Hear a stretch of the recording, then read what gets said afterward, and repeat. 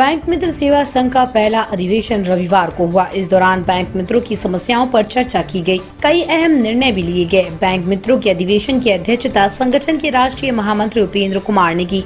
कार्यक्रम के मुख्य अतिथि संजय कुमार सिन्हा थे। विशिष्ट अतिथि विनोद कुमार सिंह, सुनील कुमार, चंद्रभूषण प्रसाद वर्मा और वी युसपेंद्र होकर थे। इस मौके पर उपेंद्र कुमार ने बैंक मित्र संघ के उद्देश्यों की चर्चा की। उन्होंने बैंक मित्रों की समस्याएं भी सबके सामने रखी।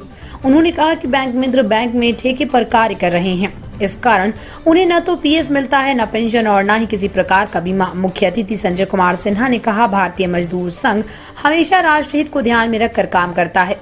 उन्होंने भारतीय मजदूर संघ के संस्थापक दत्तोपंत ठेंगड़ी के जीवन के बारे में चर्चा की। ये जो भी बैंकिंग कॉरेस्पॉन्डेंट जो गांव देहात में या ऐसे जगह पर जहां बैंकिंग सुविधाएं उपलब्ध नहीं है, वहां फाइनेंशियल इंक्लूजन के अंतर्गत बैंक मित्रों की व्यवस्था की गई है, जो अपने घर पर अपने खर्चे से बैंकिंग सुविधा प्रदान करते हैं।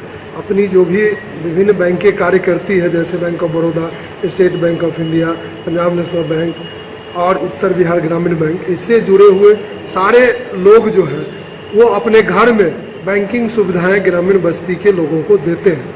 आप समझिए कि पिछड़े तबके के लोग जो ग्रामीण स्तर पर हैं और इनके जो कमीशन है वो भी बहुत कम है, इनकी जो सामाजिक सुरक्षा है वो बहुत कम है। इनको कैश को ले जाने लाने के लिए कोई भी इंश्योरेंस की सुविधा नहीं है।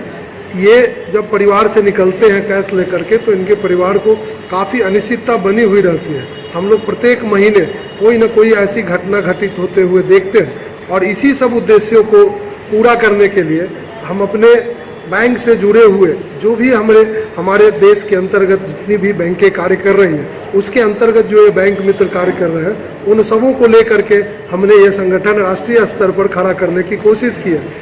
आज भारतीय मजदूर संघ से जुड़े हमारे बैंक मित्रों का जो ऑर्गेनाइजेशन की शुरुआत हो रही है, वो निश्चित रूप से अपने सारे समस्याओं के साथ साथ जो उनके आने वाले दिनों में उनको सेवा शर्त की आवश्यकता है, जिसकी गारंटी भारतीय मजदूर संघ ले रही है, उस पर हम लोग जो है आज जो भी आवश्यक चर्चाएं हैं आगे करेंगे आने वाले सत्रों में।